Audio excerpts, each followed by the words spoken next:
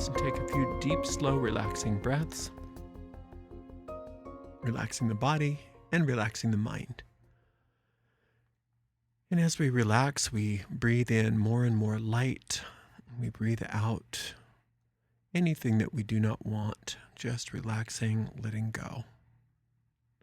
And we picture ourselves on top of a beautiful mountain in the center of a circular grove of trees.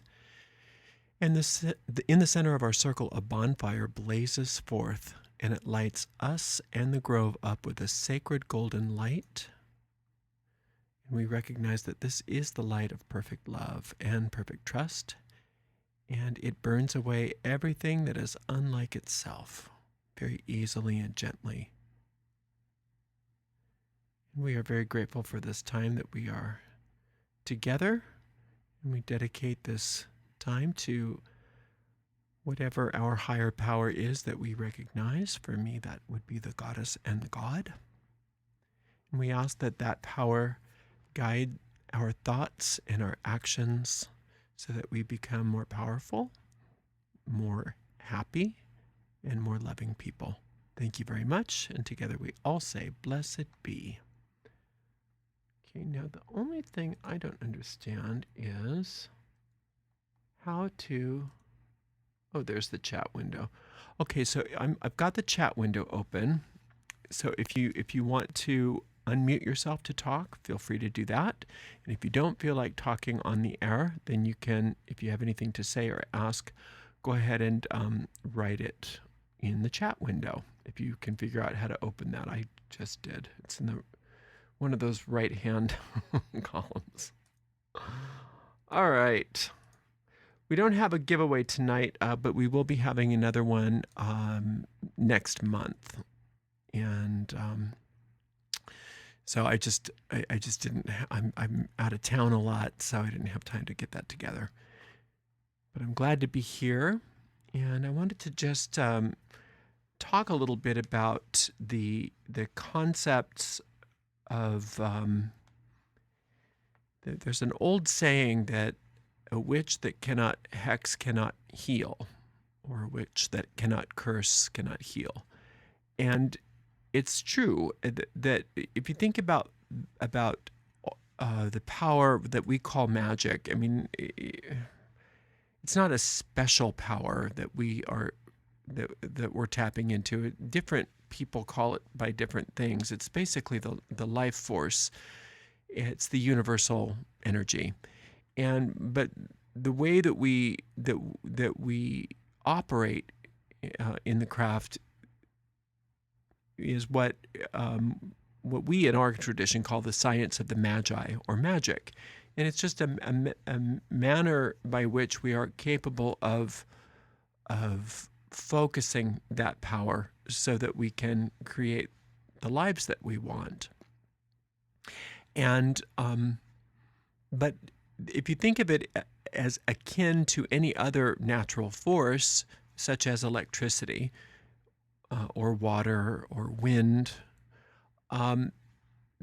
it's not that those powers are necessarily good or evil. They're just power, and it depends on how it's used, whether it harms or heals.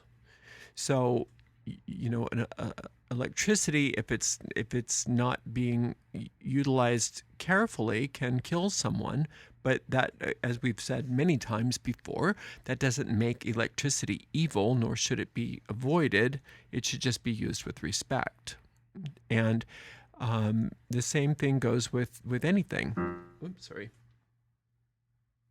I'm going to get a little bit more volume there. There we go. So the same thing goes with anything, but with magic, it's how we use what our intention is and how we utilize the magic on one hand, and how careful we are on the other hand. Just like with electricity or with water, with any major power, you can use it with ill intent to cause harm, but you can also cause harm just by being careless or being uneducated, by dabbling with things that make no sense to you, that you don't have training in.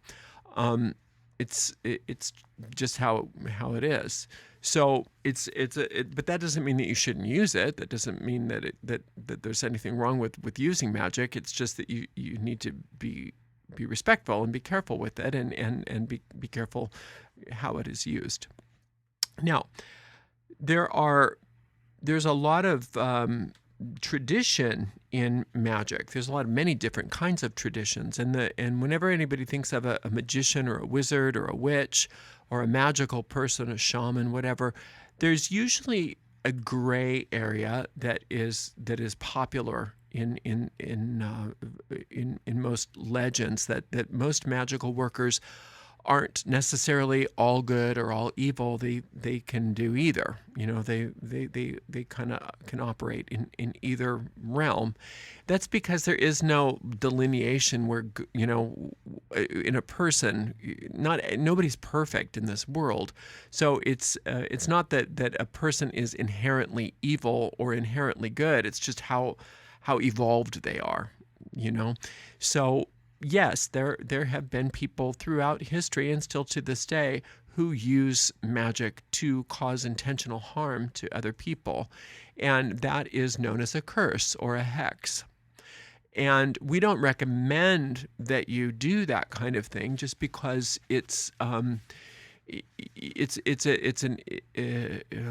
unwise use of your power. In that it's unsafe. It's like handling an electrical wire with your bare hands. I mean, it's not that you can't do it. It's just that it's very dangerous to do that. It's much better to use an electrical wire that's been insulated and properly grounded and all of those kinds of things. And the same thing goes with magic. If you're starting to use magic to attack other people or thwart other people's freedom and things like that, it seems as though there's a boomerang effect for most people that it eventually comes back to you in an expanded way. And that's where we get the law of three and harm ye and harm none, do what you will, that kind of thing. The law of three and all of that, it gets a bit moralistic, and that's why I don't really embrace a lot of the popularized Wicca that you hear about.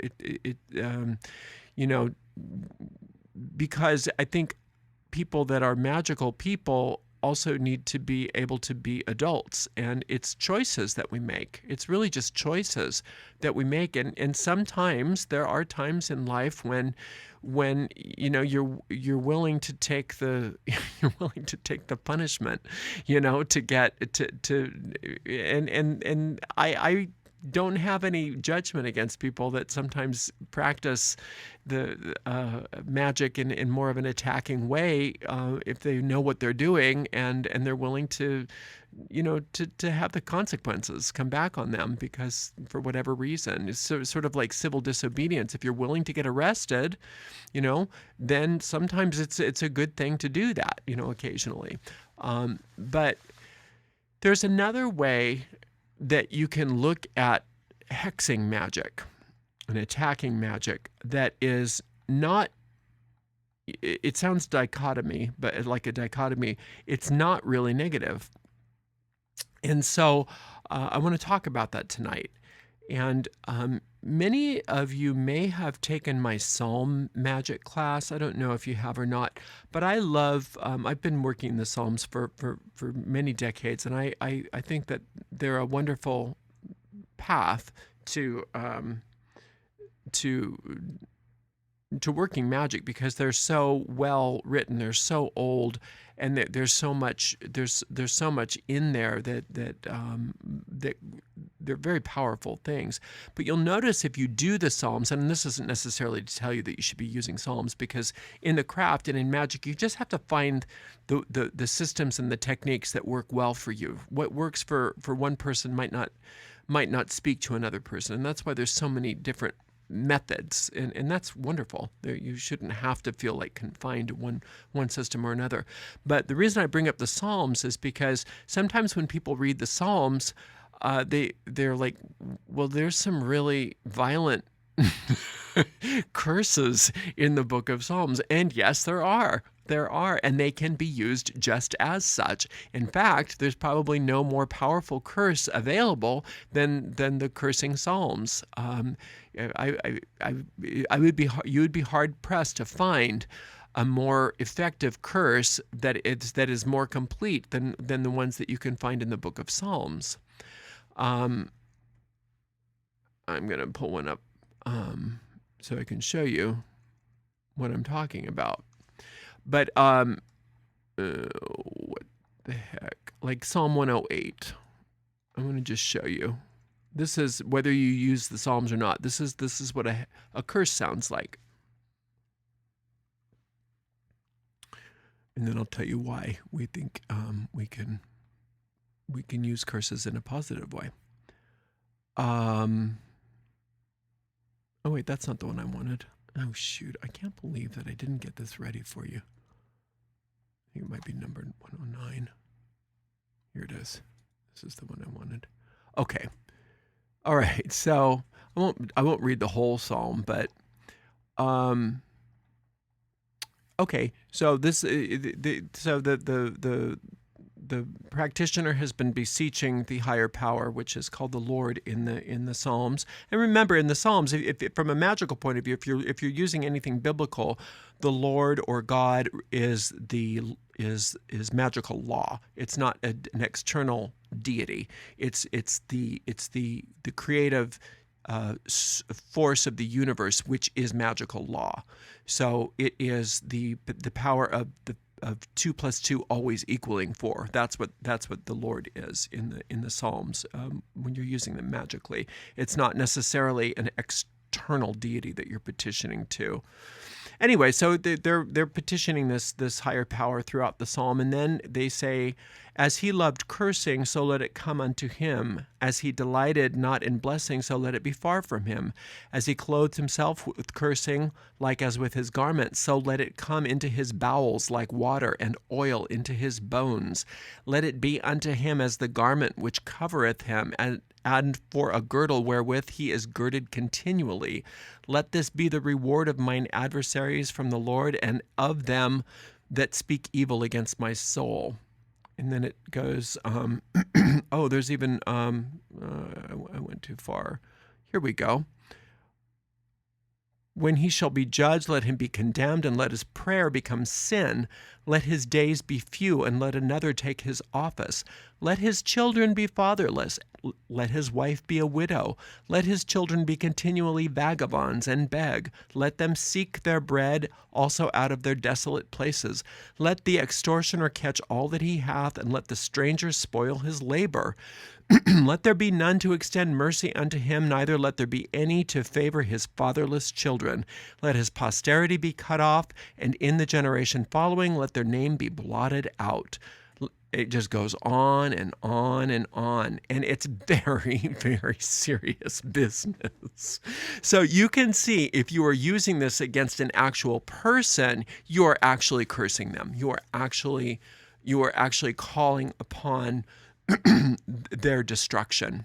And remember that whatever you do to another, you are actually doing to yourself, because the power that you put out, it's not that it really comes back, it's just that it's part of the fabric of your being.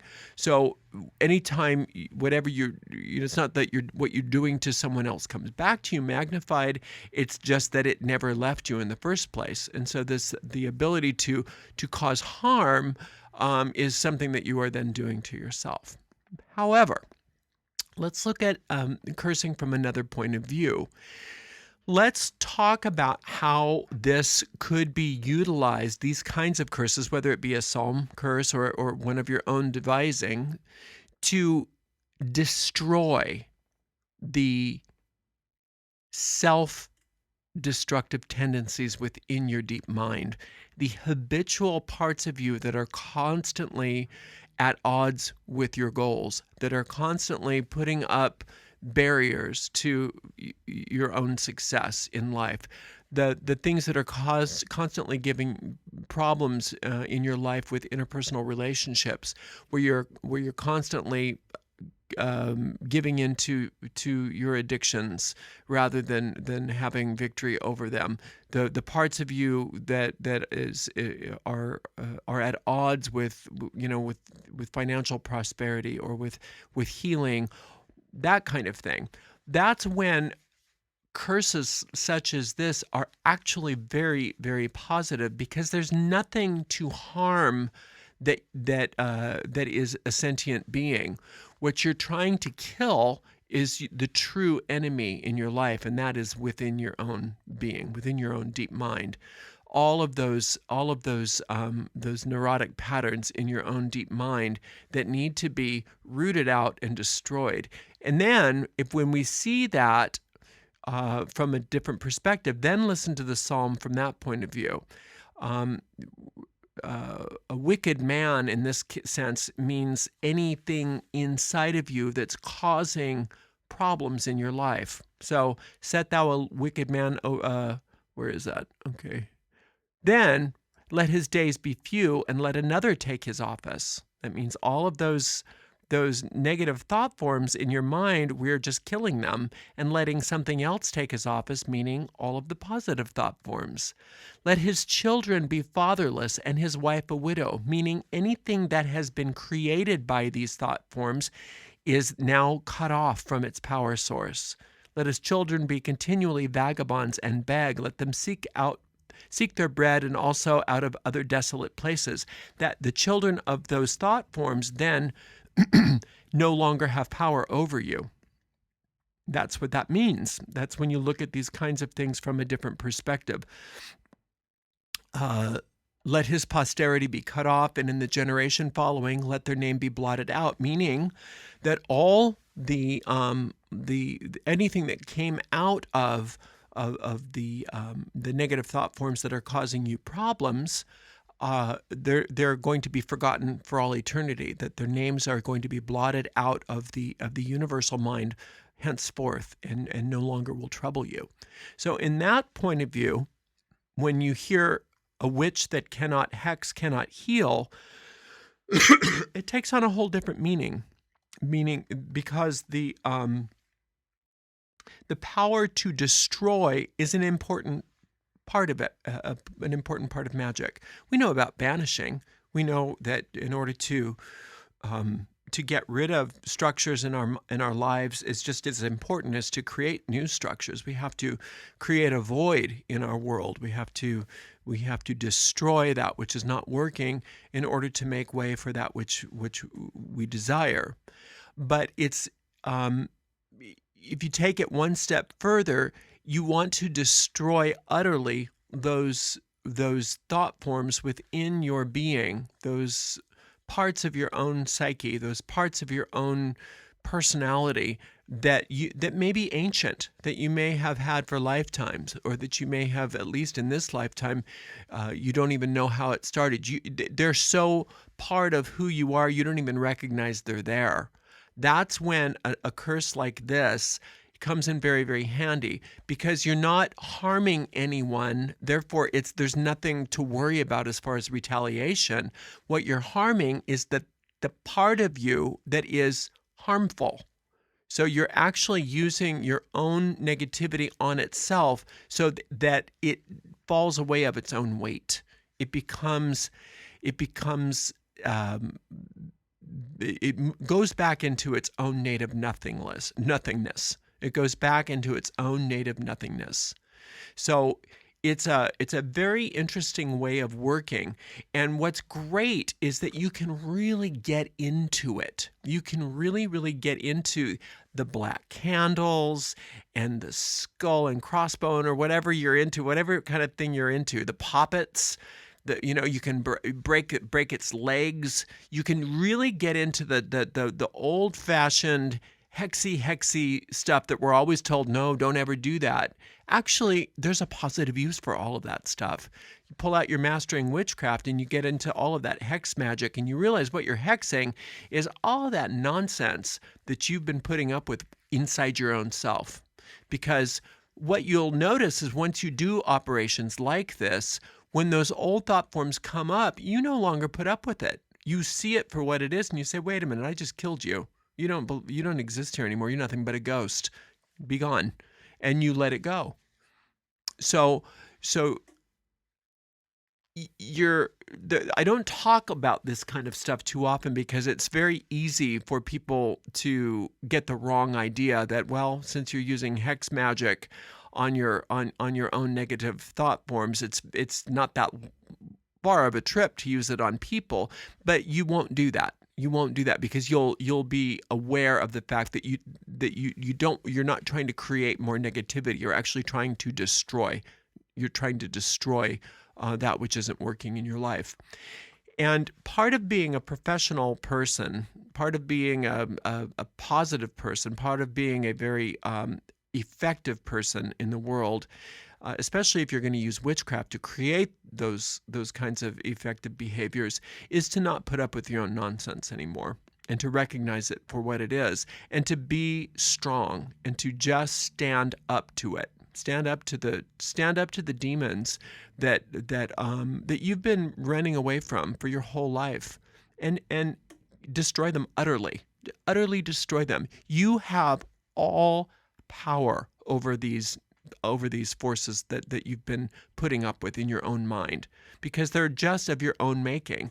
We tend to do things to just really scare ourselves, to really freak ourselves out, and then we don't want to see that that's what we're doing, so we suppress those things so that they're out of our conscious mind, and then they come up as situations, or as relationship problems, or as bills, or as traffic tickets, or as diseases, or as all kinds of unwanted things. And the reason why they're coming up in your physical universe isn't because you're being plagued by a jinx. It's actually the parts of your own deep mind coming up so that you can see them for what they are. So if you look in your life and you make an inventory of everything that's not working in your life, you can actually say, well, regardless of whether I believe that I'm 100% responsible for these things or not, because, there's debate on that, whether you are or not, I'm going to take 100% responsibility for it, and everything that's inside my psyche that agrees with these things being allowed in my life, everything that's inside my own deep mind that either created it or is allowing it to remain here, I'm going to actually destroy those thought forms utterly. I'm actually going to stand up to those demons internally, and I'm going to vanquish them completely, 100%, and they will be destroyed, and they can't come back.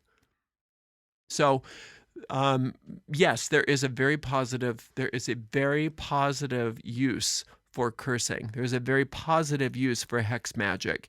And a lot of people shy away from it because they don't want to get their hands that dirty. But it's good work. It's great work. The cool thing about it is that you do it once and it's done with whatever patterns that you're working on. You do it once and then it's over. You don't have to you don't have to continue doing it and doing it and doing it. You can do a multiple day spell if you want to. You can work on it for a while, but then once you feel like that demon has been vanquished, or that thought form has been destroyed, then you want to focus on, well, what do you want? You want to focus on what do you want? And there's a freedom, there's a lightness, there's a lot of that heaviness that you carry around that you don't even realize that you had this burden of, these weights on you for so many years. You don't even realize that you had them until they're gone. And once you start to destroy these internal demons, these internal thought forms that are of your own devising, that are things that you created for yourself, or at least that you allowed to be there, then it gives you a sense of being able to have a spine, to be able to stand up and say, no more. And not only that, you don't really exist. You are a shadow of something. You are a thought form of my own creation. Therefore, I have every right to destroy you, to kill you, 100%. That's all 100% your right to do that. And I recommend that you do that. And then don't look back. Don't look back like Lot's wife and turn into a pillar of salt, right? You go forward into what you do want, because you don't want to get into like always, enjoying hexing so that you're always creating new thought forms that you get to destroy. You shouldn't have to live like that for a very long period of time, but you do want to take some time to do some deep cleaning. We talk about this kind of stuff a lot in the dark magic course, this sort of thing. We go into it in more depth.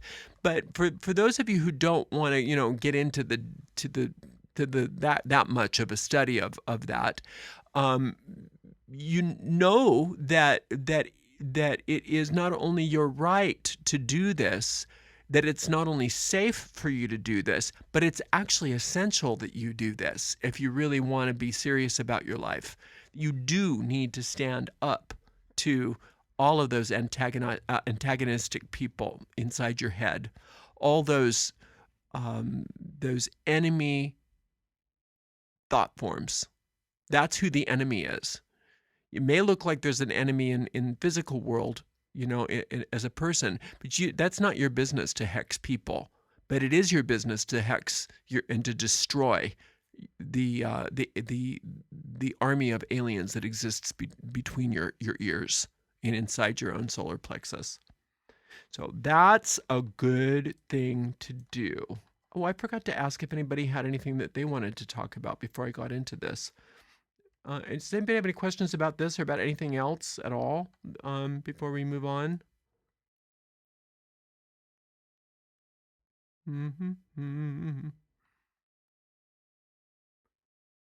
That's the way you read any kind of sacred literature, whether it be the Bible, whether it be Greek mythology, whether it be fairy tales. Is Psalm still available? Yeah, you can get it on my website. It's there. It's just I think it's like a 2-hour class, and we ask for a $15 donation, but it's one of those that if you don't have the $15, you can just do it anyway and not pay.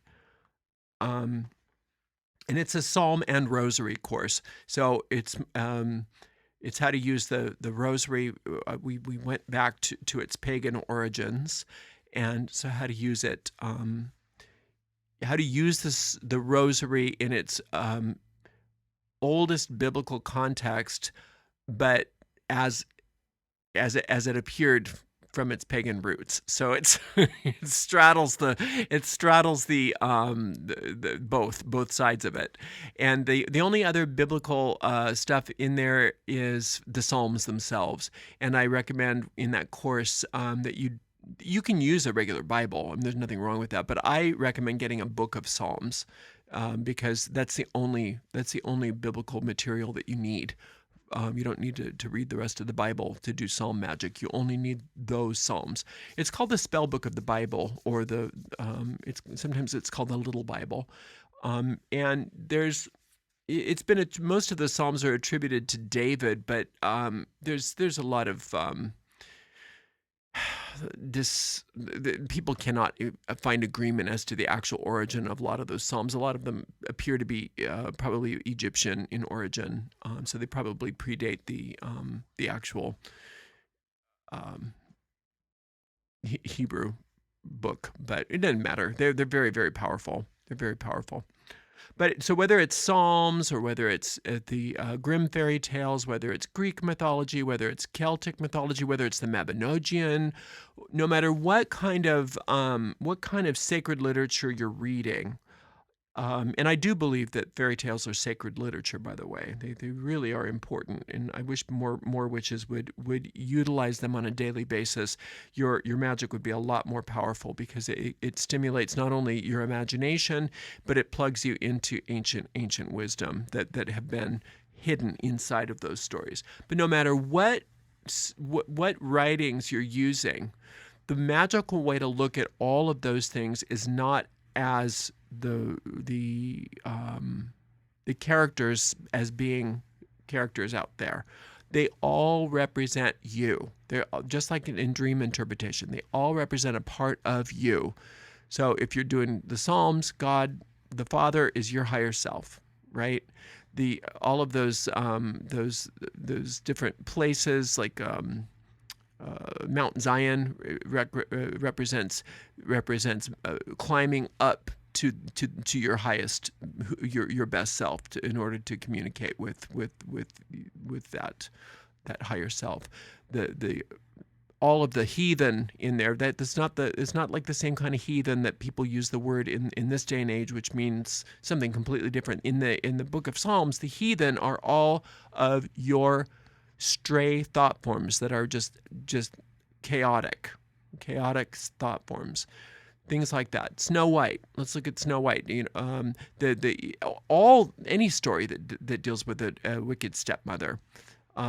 Because what is the stepmother in the story trying to represent? Well, she is a stand-in for the goddess. So she's not the goddess. She's a stand-in for the goddess, and in this meaning the feminine principle, the feminine divine principle, which is usually the feminine divine principle is usually being attacked by the stepmother in these. Now, this is not to say that all stepmothers are supposed to, it's a vehicle in those stories. It is nothing against real stepmothers, obviously, but the evil stepmother in those stories is a part of the psyche that is trying to usurp the role of the divine feminine in order to destroy utterly that divine feminine.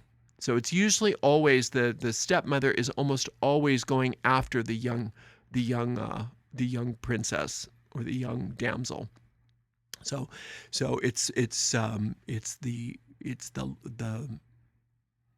remember how we said when you're cursing something inside of you, you only want to curse that which doesn't exist in reality. It's only the illusion that you're trying to shatter. So anytime that an evil stepmother is destroyed, it's always because she is brought to truth, and that truth destroys her. And it's usually Prince Charming or somebody like that. It's not an external, chivalry that's happening. It's the male principle within your mind, which is the conscious desire to have victory, protecting the feminine part of your mind, which is the soul, or the subconscious mind, or the deep mind. And those two things together are all powerful, and they always will vanquish the evil stepmother, which was always an imposter. Is always an imposter. Or the stepsisters, again, those are the children of the imposter. Okay? So Sleeping Beauty, the evil fairy. The evil fairy is another one.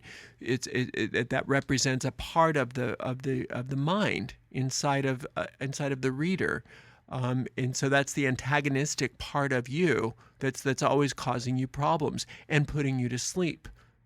You're always going to sleep to your own good, and so your conscious mind needs to wake up the deep princess that's within you, in order to the deep mind, in order that again they come together so that they have power over this antagonist, this evil fairy. So even though the good fairies, and I think in the original Grimm's, I think there 7, or maybe there were 12. I can't remember. There were a lot more than 3, like in the Disney version. But all of those represent parts of your psyche as well that are capable of bestowing the gifts that you want to receive in life.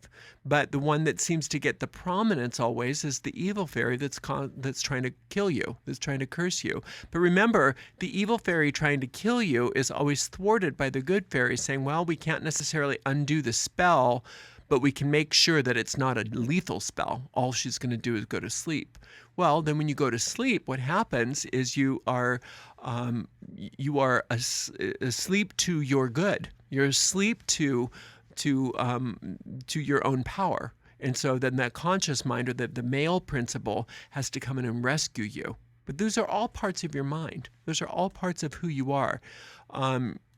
even in the Greek myths, like the myth of Persephone and things like that, those are wonderful myths because as long as you recognize that's what the rites of Eleusis was about, was to bring those myths and internalize them so that each of those practitioners went on those journeys. So when Persephone is being abducted, again, the young damsel, the sweet spring goddess, is kidnapped by this underworld deity, and the underworld deity is doing that in this particular case, not because he's trying to have power over her, but because in order for there to be a growth, this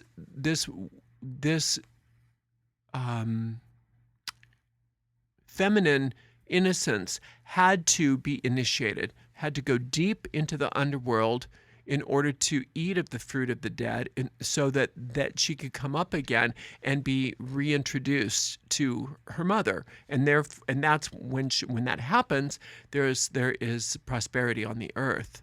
So that's a wonderful tool for us that want to do prosperity magic, that you have to go down deep into where Hades is, eat of the food of the dead in order that you can come back out of it in order to be prospered, just like a seed has to. The seed has to die in the earth in order to give life to the plant. Okay, that's the same thing with the same kind of myth happened with the Christ myth in the New Testament, where the character of Jesus, remember, goes into hell for 3 days, goes into the underworld for 3 days before he is resurrected.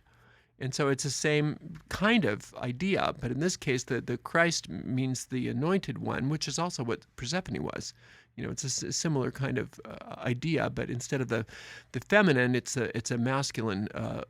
It's more. He's playing more of the hero.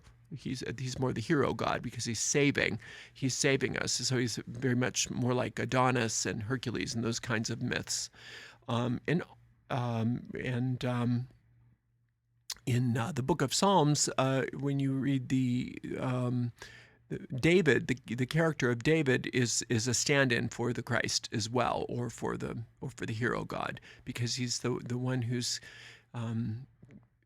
wrote all of these wonderful spells, so that you can he went through it all, supposedly, in the legend. We don't think that really happened, obviously, historically, but he went through all of this so he could write these incantations down, so that generations could benefit from the same incantations in their own personal lives. So a lot of times when people do the psalm magic, they are scared of, and they avoid these cursing psalms, and you don't want to do that. You actually want to embrace them and use them. If you're afraid of them, then that's probably the time that you want to take a look at them, or whether it's psalms or any other kind of dark magic. And again, it's not dark magic meaning you're going out to hurt people, or you're not trying to raise demons, or you're not trying to, to create, to bring the birth of the Antichrist or something like that. It's nothing diabolical, and there's nothing satanic about what I'm discussing here. It's actually it's the opposite of that. It's not putting up with the BS inside your own psyche any longer, no longer being antagonized by your own thought forms. People don't realize how antagonized they are day after day after day after day, worried about what will so-and-so think, and we're worried about what if this could happen, worried about what if that happens, constantly allowing themselves to be thwarted so that they don't give rise to their full self-expression, and even giving themselves permission to go after goals that might seem like they might be too big, because they're constantly being told no, even if you got it from your parents or from or whatever. Who cares where it came from? Now it's your responsibility, because those thought forms are running you. So you really don't have a lot of ability to succeed in life as long as you are letting yourself be bullied by your own deep mind. And remember, those bullies are beings that you created on your own, albeit unconsciously. We don't think that you did it on purpose, but now that you know that, it's important that you take responsibility for the fact that they're there and destroy them. You're not doing anything unkind by killing evil thought forms inside your mind, because they don't really exist. They're not real. It's sort of like, it's not like you're going to be like, oh, I hope that, the cobweb doesn't get hurt when I dust it. No, not at all. You want to kill the cobweb. You want to get rid of the ants off your counter. You want to get rid of the cockroaches out of your kitchen. I'm sorry, cockroach, if you're dying, but if it's between you and me, it's me, right? Same thing goes with all of that nonsense inside your own head. You don't worry about hurting the feelings of the stain on your shirt, right? You get rid of it. And the same thing goes with these thought forms in our own mind. And hexing magic is the only that is the only positive and appropriate use for hexing magic, really. Like I said, occasionally, somebody will throw a hex on somebody and are willing to pay the price for it, and they think that, and I don't have a judgment on that, but that's not at all what we're talking about. Well, I'm not condoning attacking people or attacking actual living entities. I'm talking about killing, utterly destroying the shades in your own psyche, and not allowing yourself to be pushed around anymore by your own nonsense. So when it comes to... Go ahead. Sorry. So when it comes to hexing and cursing these negative thought forms that we create in our own minds, do you have a specific ritual that you could recommend, or a specific way to structure this and go about completely destroying these negative thought forms? Well, yeah, I mean, there's so many different ones. It depends on what I don't know what you do. I mean, I don't know. It should be something that appeals to you. I mean, I don't know what kind of system you do, but like I said before, I mean, even if you want to take that, like a psalm, those are great. Those are great for that. And you take, I think that excuse me, Psalm number 109 in the King James Version, and I believe if you're using the Catholic Bible, it's actually listed as Psalm 108, and that's just the numbering system changes if you're doing the Catholic Bible. You can depending on how you feel about I mean, I don't know what kind of experience you have, but if you like to do candle magic, you can take a candle, and this is when a black candle will come in handy. But if that doesn't feel comfortable to you, you're more than welcome to use a white one.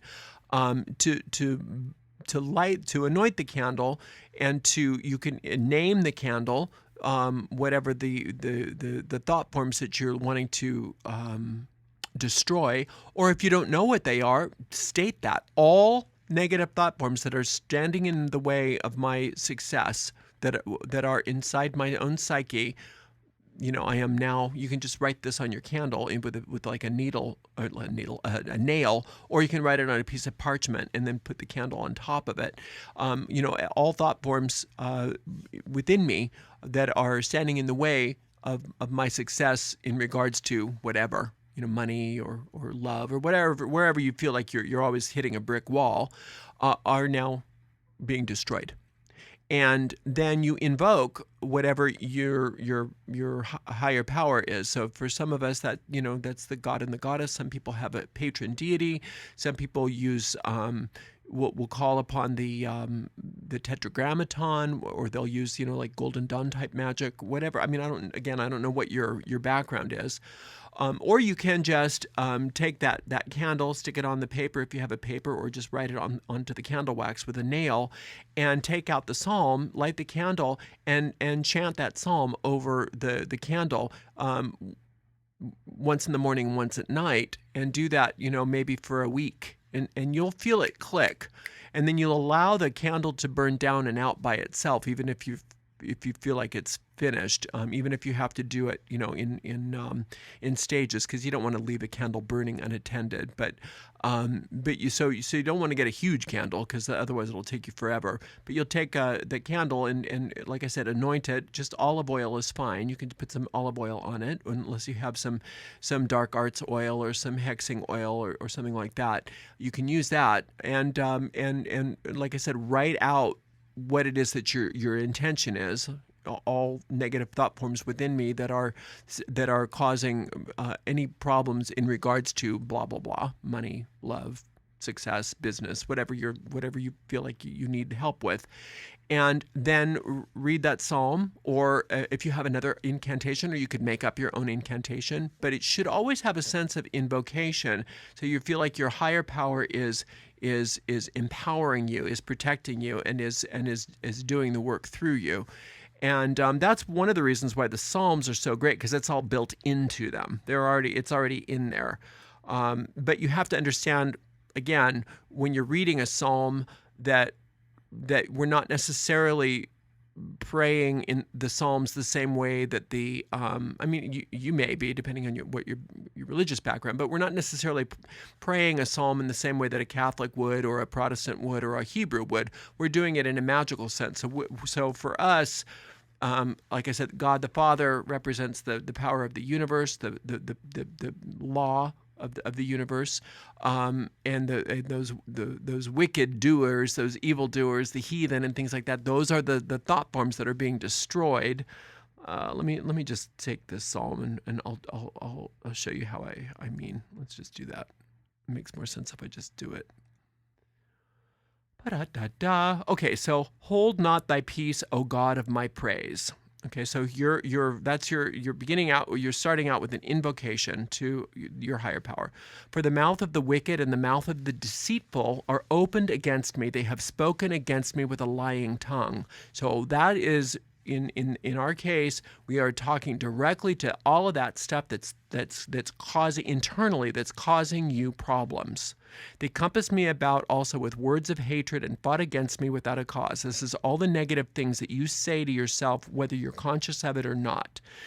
For my love, they are my adversaries, but I give myself unto prayer. So you're letting go of it, and you're focusing, putting your focus on your higher power. And they have rewarded me evil for good and hatred for my love. Set thou a wicked man over him, and let Satan stand at his right hand. And again, here we're not talking about Satan from a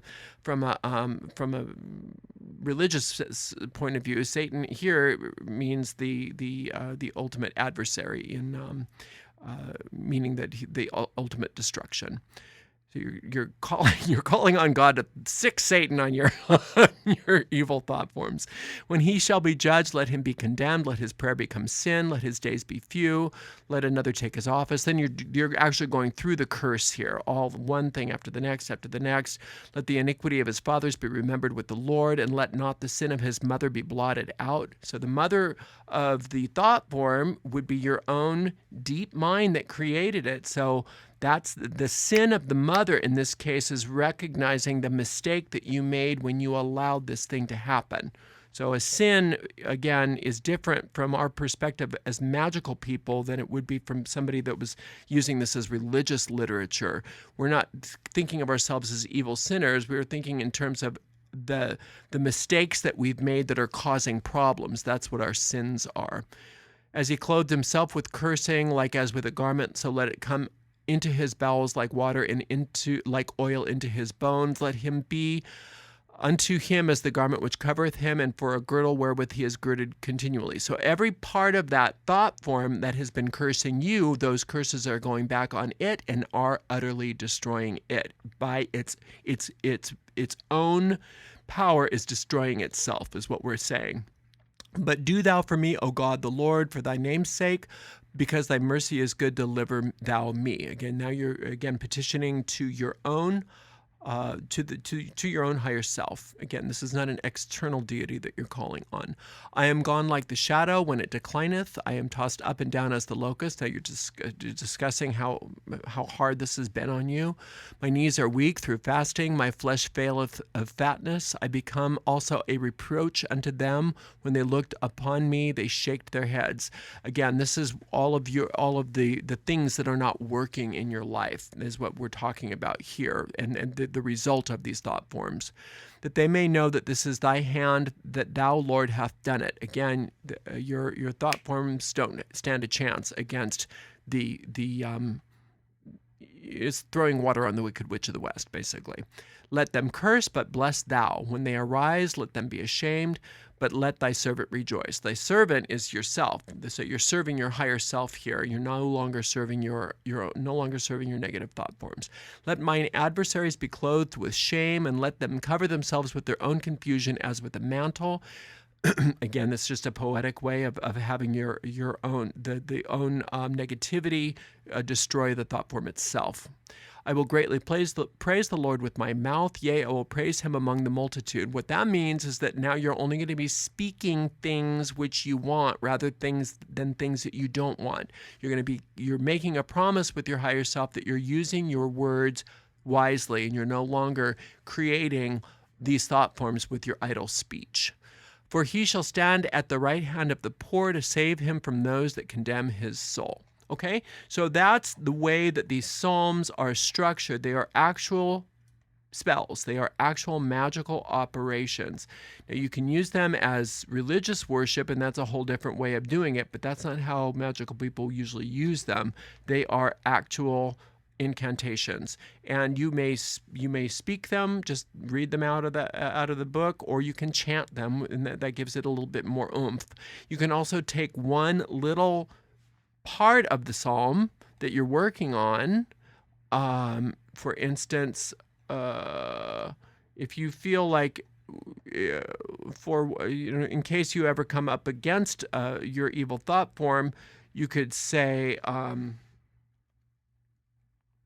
where is that? Oh, I don't know where it is.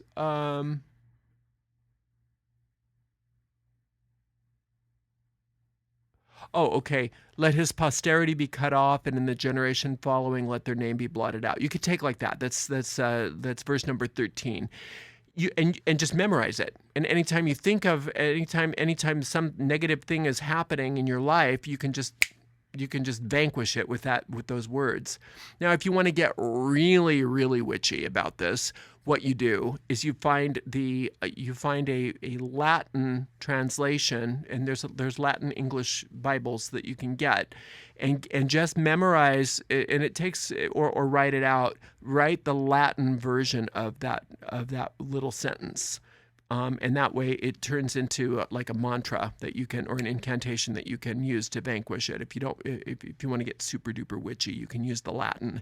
And it does, a lot of people feel like it's even more powerful if they do that, but it's not necessary. You can just use the English. Now, if you don't want to use Psalms, you don't have to. You can, like I said, you can get any of the books that have curses in them. This is when you can use them. So that's why something like Mastering Witchcraft, if you're using if you go into the chapter on attack magic, you can utilize any of those operations that you want, and he's very specific about how to do these things. Use Saturnian. And he gives you the herbs and the incenses that you can make. You use Saturnian oils and incenses and herbs, black candles. He'll have you make a poppet, and you'll actually kill the thought form like you would be killing your enemy with a poppet. So, but instead of actually killing a person, which is not a good thing to do ever, to harm another sentient being is probably the unwisest thing you could do, whether it be with magic or another thing. But it's completely a wise thing to do when it comes to destroying these thought forms. So yeah, get those poppets, get the pins, kill it. And it's okay to just really get into it and feel all that the years worth of anguish that you've had over or being oppressed by this thing, and just kill it. Just get it out. Just kill that sucker. And but then let it go. Once it's dead, let it go. Don't keep getting when the ghost comes back, because sometimes the ghost of it will still come back because you're used to it being there. Remind yourself it's gone, it's over, it's done, and don't bring it back to life. Don't resurrect it. Did that make sense? Kind of. Yes, it did. Thank you very great. much. Just put Psalms in my Amazon queue, and they recommend this philosophy of King Solomon. Your thoughts? I've heard he's a bit witchy. You can get into it as much as you want. I would just get a psalter, just a little book of Psalms. Just a little book of Psalms by themselves, like the King James Version, and use the Psalms themselves. I would not use there's a lot of the witchy stuff that they say use this candle and this psalm works for that. I don't agree with a lot of that. I think that in order for you to really use the psalms, you really have to work with them, to know them. And I some of the stuff that like the root workers and things like that, they say, oh, use this psalm for that. I'll think, really? Why would you use that psalm for that? I mean, whatever works for you. But the one secret that nobody ever lets you in on with psalm magic is ultimately any psalm can be used for any purpose. Ultimately, any psalm can be used for any purpose. But if you take that little psalm magic course of mine, again, you can either do it for $15 or you can do it for free if you don't have the $15. You just sign up for it and you just don't pay and you get it. I give you a handout which gives you all of the not all, but a great deal of the esoteric and occult meanings of the words in the Psalms, and also some traditional uses of the Psalms that you can use. So that I think it's a really pretty good resource, if I don't say so myself, because some of the other stuff I've read is really lacking. It's just my opinion. Not that I think I'm better than all the other authors or anything like that. It's just not the way I was brought up with psalm magic. The psalm magic that I learned, you actually read the psalms and you actually study them and you learn them. And a great way to learn how to use psalm magic is to just read a psalm a day and just go around and around and around. And every time you go through the book, you get it in a new way. But you don't have to do that. You can also just pull out the Psalms when you need them and put them away if you're not into it. I mean, there's no right or wrong way as far as that. You don't have to become, a Bible scholar or something like that. That's not the goal of this. And you don't have to use Psalms. The Psalms are not it's just they're easy because they're already ready made. I mean, they're you got them. You got all these spells and they're ready made. They're really intricate magical formula that are there already for the taking. So you may as well use them. But if it doesn't float your boat, then don't bother with them and use other tools, other ways of doing it. And you can create your own.